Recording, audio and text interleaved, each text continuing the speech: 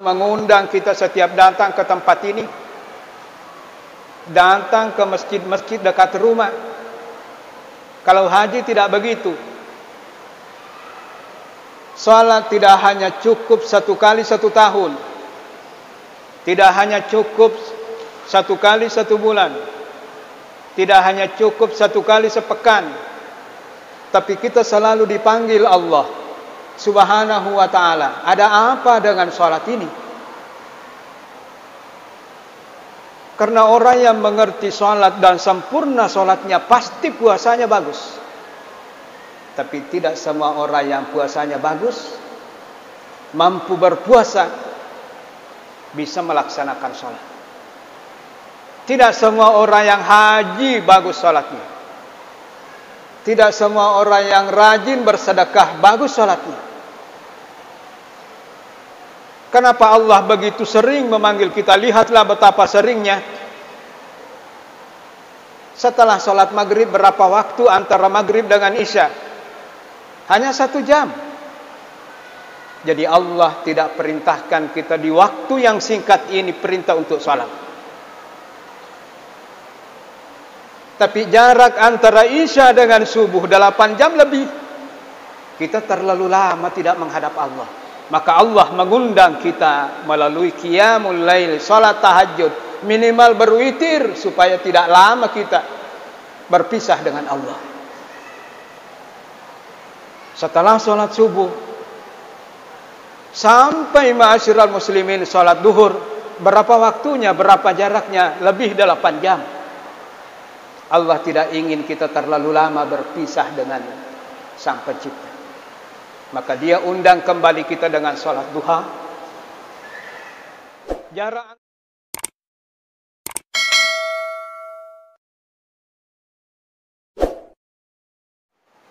Assalamualaikum warahmatullahi wabarakatuh.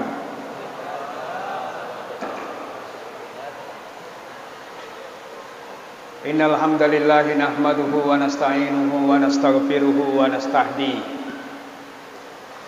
Wa na'udzu billahi ta'ala min syururi anfusina wa sayyiati a'malina. Innahu may yahdihillahu fala mudhillalah wa may yudlilhu fala hadiyalah.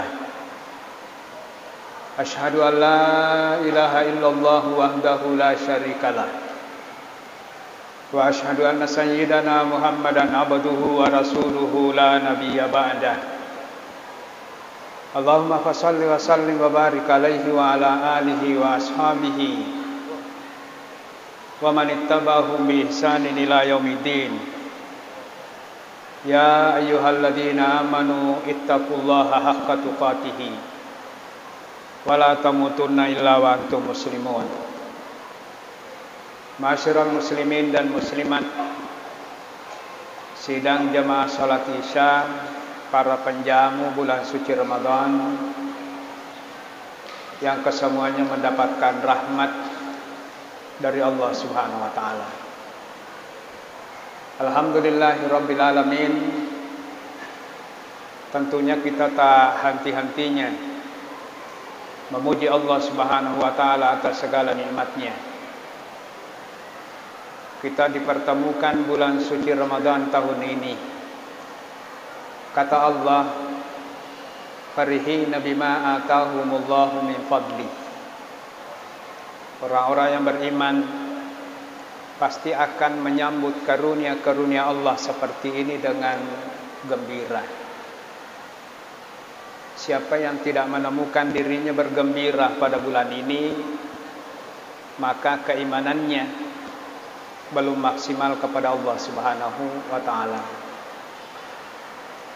Terlebih-lebih lagi, idza ahabballahu abdan ista'malahu. Tanda ketika seorang hamba dicintai oleh Allah, Dia akan menjadikan hamba itu selalu sibuk. Jadi tanda-tanda orang yang dicintai Allah pasti selalu sibuk.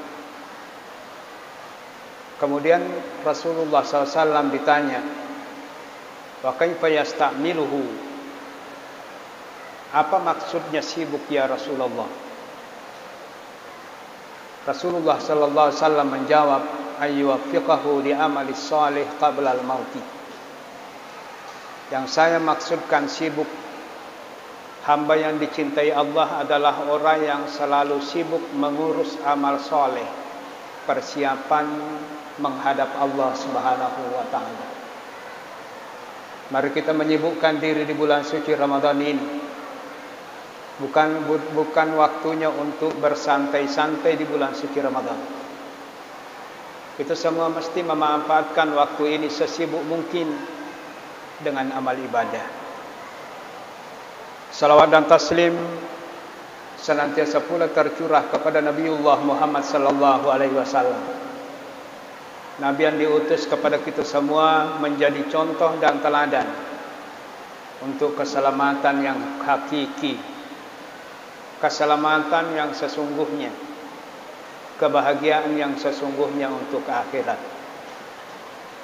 Kita semua sadar, ma'asyiral muslimin, seenak apapun kita rasakan dunia ini pasti akan berakhir dengan kematian.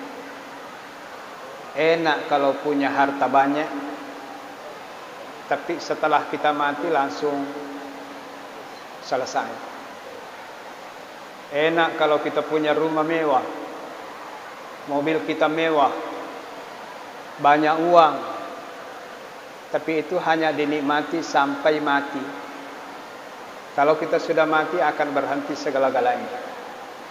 Maka sudah sepantasnya di bulan suci Ramadan ini, mari kita berlomba dan bertanding untuk menghiasinya dengan amal kebaikan persiapan menuju Allah Subhanahu wa taala. Ma'asyiral muslimin yang dimuliakan Allah, Al-Imamu Al-Mawardi mengatakan, perhatikanlah betapa Allah Subhanahu wa taala sangat bijaksana terhadap hambanya. Bagaimana Allah mengundang-undangkan kewajiban yang diwajibkan kepada hambanya melalui sebuah skenario sangat indah. 13 tahun di Madinah tidak ada kegiatan lain kecuali ibadah hati. Selama di Madinah tidak ada ibadah kecuali hanya ibadah hati. Mentauhidkan Allah. Mapasewa bibawa tau. Dipegang sempajang. Dipegang puasa. Dipegang sakka. Dipegang haji. Yang mesti dikuatkan dulu adalah keyakinan kita kepada Allah Subhanahu wa taala. Baru setelah itu, pada sebuah perjalanan yang fenomenal, peristiwa Isra Mi'raj, diperintahkanlah Rasulullah sallallahu alaihi wasallam dan umatnya ibadah fisik yang aktif, ibadah fisik yang penuh dengan aktivitas. Ada berdirinya, ada rukuknya, ada sujudnya, ada duduknya, ada bacaan-bacaan khususnya. Itulah salat. 2 tahun kemudian turun perintah fisik non-aktif, yaitu ibadah puasa di bulan suci Ramadan. 2 tahun mani monrona Nabi takku Madinah napa turu perintah ni yewe pigawi, yaitu ibadah puasa. Di tahun yang sama turun perintah menunaikan zakat. Sangat lama antaranya baru kemudian turun perintah untuk menunaikan ibadah haji pada tahun ke-8 Hijriyah. Coba perhatikan ma'asyiral muslimin, kalau ibadah haji hanya dilakukan seumur hidup, itu pun bagi yang mampu. Tapi salat tidak cukup hanya 1 kali seumur hidup. Kalau ibadah puasa diwajibkan 1 bulan di dalam 12 tahun, 12 bulan. Tapi salat 5 waktu ma'asyiral muslimin tidak diwajibkan, hanya 1 kali setahun. Kalau zakat hanya diwajibkan kepada mereka yang mampu setelah cukup haul dan nisab, maka ma'asyiral muslimin salat tidak seperti itu. Tidak cukup 1 kali 1 bulan, tidak cukup hanya 1 kali sepekan. Akan tetapi Allah mengundang kita semuanya sesering mungkin di dalam setiap harinya. Olehnya itu ma'asyiral muslimin, apa yang diamanahkan untuk saya membawakan tentang fiqhus siyam masih ma'asyiral muslimin terkait dengan ibadah-ibadah yang berkualitas yang mesti kita jaga selama di dalam bulan suci Ramadan ini. Allah selalu mengundang kita setiap datang ke tempat ini, datang ke masjid-masjid dekat rumah. Kalau haji tidak begitu. Salat tidak hanya cukup 1 kali 1 tahun, tidak hanya cukup 1 kali 1 bulan, tidak hanya cukup 1 kali sepekan, tapi kita selalu dipanggil Allah Subhanahu wa ta'ala. Ada apa dengan salat ini? Karena orang yang mengerti salat dan sempurna salatnya, pasti puasanya bagus. Tapi tidak semua orang yang puasanya bagus, mampu berpuasa, bisa melaksanakan salat. Tidak semua orang yang haji bagus salatnya. Tidak semua orang yang rajin bersedekah bagus salatnya. Kenapa Allah begitu sering memanggil kita? Lihatlah betapa seringnya. Setelah sholat maghrib, berapa waktu antara maghrib dengan isya? Hanya 1 jam. Jadi Allah tidak perintahkan kita di waktu yang singkat ini perintah untuk sholat. Tapi jarak antara isya dengan subuh 8 jam lebih. Kita terlalu lama tidak menghadap Allah. Maka Allah mengundang kita melalui qiyamul lail, salat tahajud, minimal berwitir supaya tidak lama kita berpisah dengan Allah. Setelah salat subuh sampai ma'asyiral muslimin salat duhur, berapa waktunya, berapa jaraknya? Lebih 8 jam. Allah tidak ingin kita terlalu lama berpisah dengan Sang Pencipta. Maka Dia undang kembali kita dengan salat duha. Jarak antara salat duhur dengan salat asar relatif singkat, tidak ada salat sunnah di situ. Jarak antara salat asar dan salat maghrib juga sangat singkat, tidak ada waktu salat di situ. Artinya apa, ma'asyiral muslimin? Allah tidak ingin berpisah dengan kita. Allah ingin selalu agar supaya kita selalu datang menghadap. 5 kali dalam 1 hari salat wajib. Kita selalu dipanggil. Kita selalu diundang, ma'asyiral muslimin. Ada apa? Jawabannya, inilah keagungannya ibadah salat, terutama di bulan suci Ramadan. Ma'asyiral muslimin yang dimuliakan Allah Subhanahu wa ta'ala. Maka tidaklah berlebihan jika dikatakan bahwa jika kita ingin melihat kualitas, kalau kita ingin mengetahui kualitas moralitas seseorang, perhatikan sholatnya. Kalau sholatnya bagus, sholat yang bagus ini sudah cukup mewakili seluruh ibadahnya menjadi ibadah yang bagus. Tapi kalau salatnya rapuh, Rasulullah sallallahu alaihi wasallam mengatakan wa amuduhu as-shalah. Tiangnya Islam ini di dalam diri kalian adalah salat. Apa maksudnya? Maksudnya bahwa kokoh rapuhnya keislaman seseorang itu ditentukan oleh salatnya. Makanya ma'asyiral muslimin, Allah Subhanahu wa taala berfirman Wa'mur ahlaka bis-shalah. Ajata mengingi, jangan bosan. Perintahkan, ingatkan terus anak-anakmu, istri-istrimu, keluargamu, selalu ingatkan salat.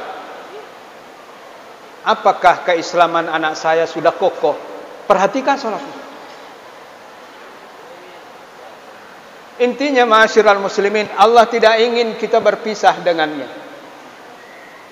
Alasan yang kedua kenapa Allah tidak ingin berpisah dengan kita, ma'asyiral muslimin, kita setiap saat berdosa. Mungkin saja kita duduk di sini sudah ada dosa yang kita lakukan.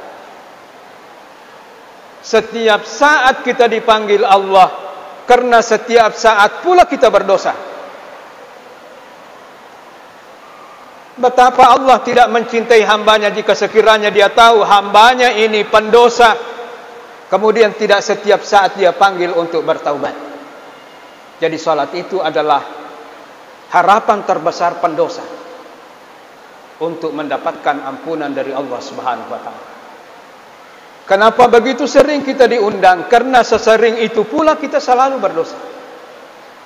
Sejak kita ada di sini sudah beberapa dosa, Pak. Kebaikan yang kita lakukan pun di tengah-tengahnya ada dosa, apalagi jika itu adalah pelanggaran. Seorang sahabat Rasulullah namanya Abu Yusur. Abu Yusur ini menghadap kepada Rasulullah, "Ya Rasulullah, hari ini saya telah berdosa." "Apa dosamu?" "Dosa saya tergoda dengan kecantikan si penjual kurma yang selalu menjajakan kurmanya. Tadi waktu penjual kurma ini lewat di depan rumah, saya panggil dan singgah di rumah. Saya tergoda dengan kecantikannya, saya bujuk dia. Akhirnya dia pun menurut masuk ke dalam rumah saya berlama-lama hingga akhirnya terjadilah semua yang dibenci oleh Allah kecuali zina. Apakah saya masih bisa mendapatkan ampunan Allah?